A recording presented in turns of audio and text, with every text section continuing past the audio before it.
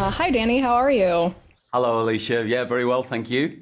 Fantastic. I love this. Oh, So, good. congratulations on this. The first thing I noticed is that to me, it feels like there's a lot of kind of thematically like throwbacks to like earlier stuff like Train Spotting.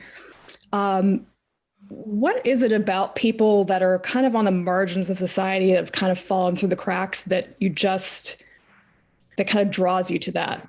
Just the exact in the way you saw in the series, in the way Malcolm Mhm. recruits Steve, he Mhm. finds this vagabond who's kind of Yeah. whose sexuality is kind of like a bit fluid anyway, and Yeah. he's in and out of crime and kind of like, but it's got the charm. Mhm. Malcolm goes, that's there is energy there, there's creativity there, there's something there. They, that's what you just well, that's what I've always wanted to. This, the underdog. Really, you raise up an underdog. You've already got, or you let an underdog overcome some challenge. You've already got drama straight away, and also you're rooting in a way that I like to make audiences root for the character. It's classic American actually. You root for your hero, Yeah. except he's not that attractive a hero. There's something. There's some quite ragged edges about him or her. So that's what I love doing. Yeah, for I mean, sure. you say he's not that attractive as a hero, but he's real. Like they're all very Yeah, and they've real. got And spots, and they've got yeah, spots, and they've really got not very good complexions and all that stuff. I love all that. Yeah. yeah.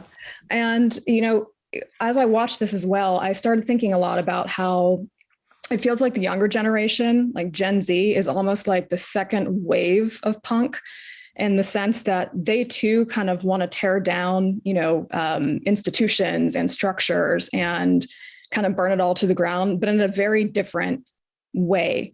Do you kind of see parallels with the Sex Pistols and kind of the rise of punk in that era and what's happening today?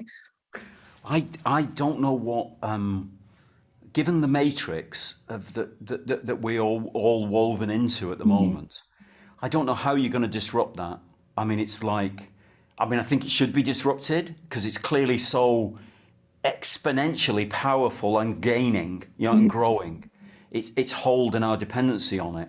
That you imagine something will arise to disrupt it. I hope it will, because certainly that's what punk did. As Yeah. Britain stultified in its class rigidity and in its deference to Mhm. stupid people who were stupid. They may be more qualified than you, but they were stupid.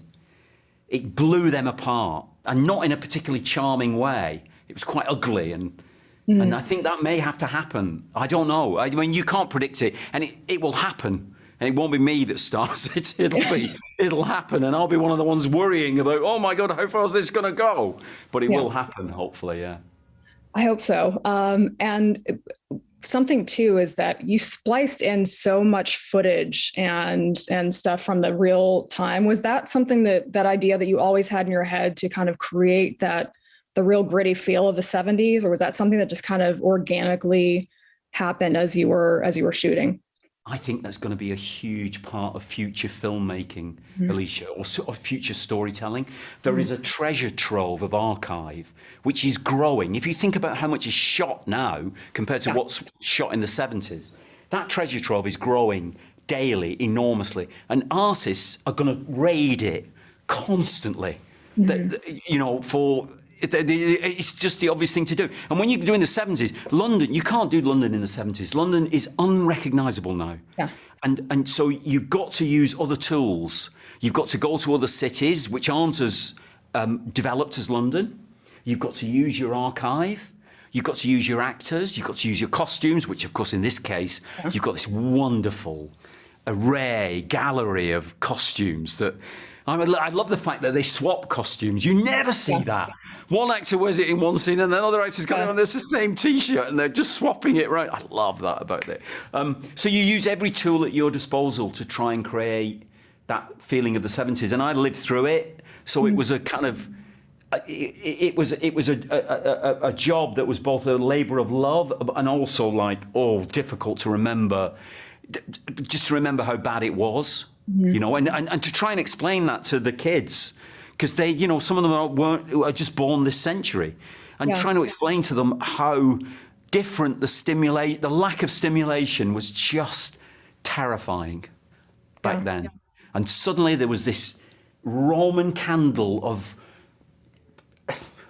everything, sex, Chaos. violence, music, chaos, just exploded in the middle of it. It's wonderful, you know. Amazing. Well, I had so much fun watching this, and I think people are going to really enjoy it. So thank you for your time, and congratulations again.